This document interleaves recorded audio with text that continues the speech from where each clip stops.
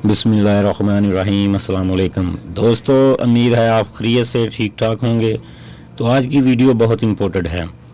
Video शुरू करने से पहले मेरी आपसे दरख्वास्त है कि अगर मेरा चैनल सब्सक्राइब नहीं किया तो प्लीज़ मेरा चैनल सब्सक्राइब कर दें और बेल के बटन को भी दबा दें ताकि आने वाली इन्फॉर्मेशन वीडियो का नोटिफिकेशन आपको जल्द से जल्द मिल सके।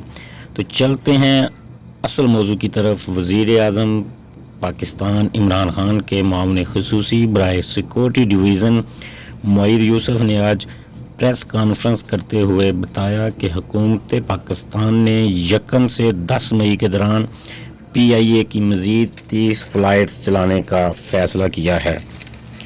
उन्होंने बताया कि 21 मार्च को फ़ज़ाई हदूद बंद होने से अब तक 38 ममालिक से 15,000 से ज़ायद पाकिस्तानियों को वतन वापस लाया जा चुका है।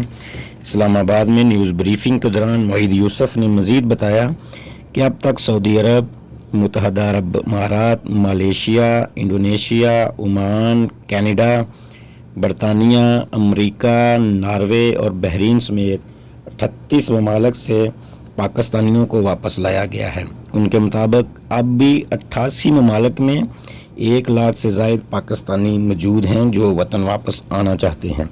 उन्होंने मज़ीद बताया कि इन 1 लाख पाकिस्तानियों में से 90% इन 3 ममालिक में मौजूद हैं।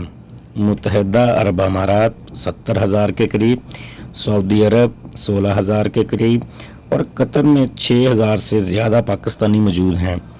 मोईद यूसुफ का कहना था कि इन ममालिक में मौजूद पाकिस्तानियों की वापसी के लिए वहाँ मौजूद सफारतखाना तय करता है।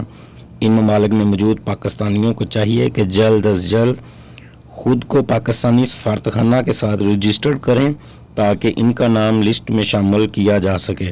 मामले ख़ुसूसी ने मज़ीद बताया कि हुकूमत जिन पाकिस्तानियों को तरजीही बुनियादों पर वापस लाने का फ़ैसला किया है, इनमें से बेरोज़गार होने वाले अफराद, गैर मुल्की जेलों से रिहाई पाने वाले वो अफराद और जिनके वीज़े की मियाद ख़त्म हो चुकी है वो अफराद और ज़ायरीन शामिल हैं। तो दोस्तों, जो भाई सऊदी अरब में मौजूद हैं, इनके लिए सऊदी गवर्नमेंट ने एक ऐप लॉन्च की है जो अफसर पर ओहदा के नाम से मौजूद है।